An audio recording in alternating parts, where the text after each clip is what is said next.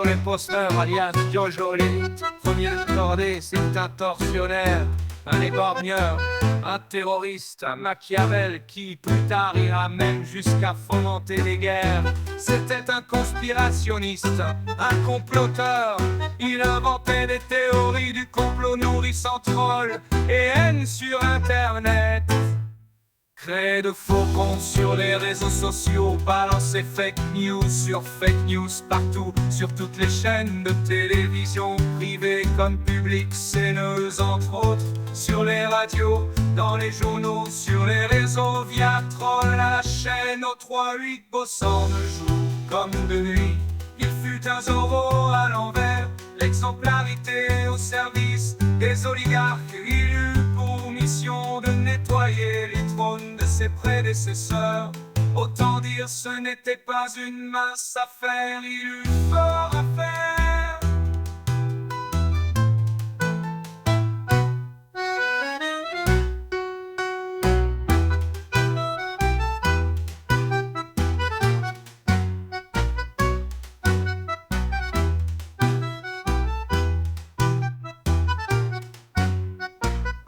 Ça sentait bon la rose, d'affaires il y en avait à l'appel.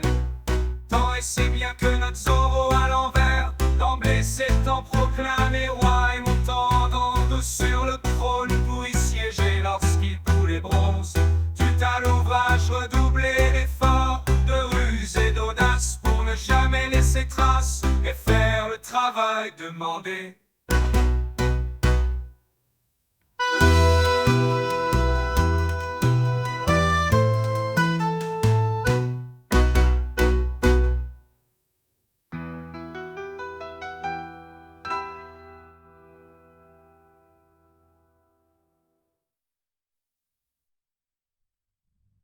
Le temps pressait.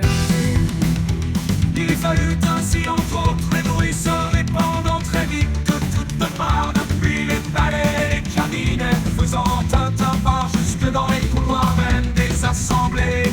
De toute urgence et de nuit au Parlement, convoqué Godillot, il les fit voter pinceau, les yeux bandés tard dans la nuit. Au petit matin, coup de pied au cul, pistolet sur la tempe, secret des affaires. Les autres pluripatéticiens présents, gazés, anesthésiés par l'odeur nauséabonde des affaires, étaient priés d'aller au presto, se coucher, prendre vos verres à la buvette de l'Assemblée et rejoindre Morphée en ses bras sous peine d'être éloigné, estropié en vie.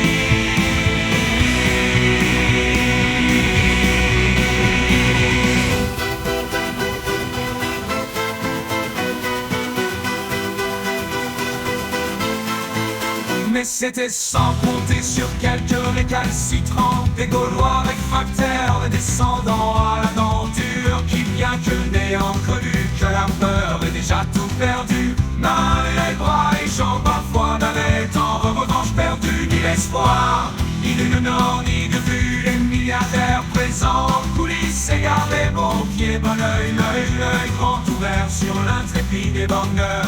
Un beau jour alors à l'ouvrage d'un Zorro à l'envers, voulant faire place nette, effacer toute trace et remettre l'individu ni comme une compteur à zéro. Y'a la brute corps et âme et de mon cœur, oui foulant, si bon, soulant, tout retourné, tout maquillé, fut pris main dans le sac, mettant tout à l'envers, tout à sac.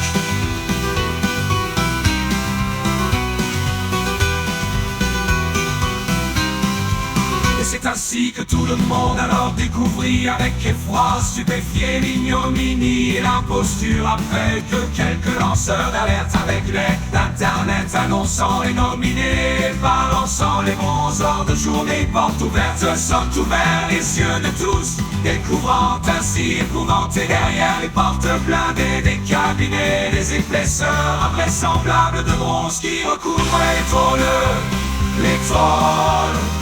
Les trolls.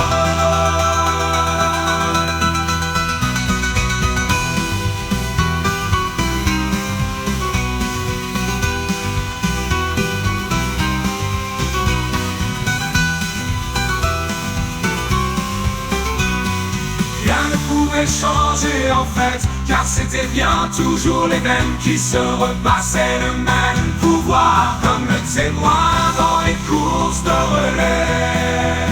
Et à chaque fois c'était pareil, le suivant venait couvrir le précédent, recouvrant ainsi les bronzes encore fumant chaud et puant des quinquennats précédents.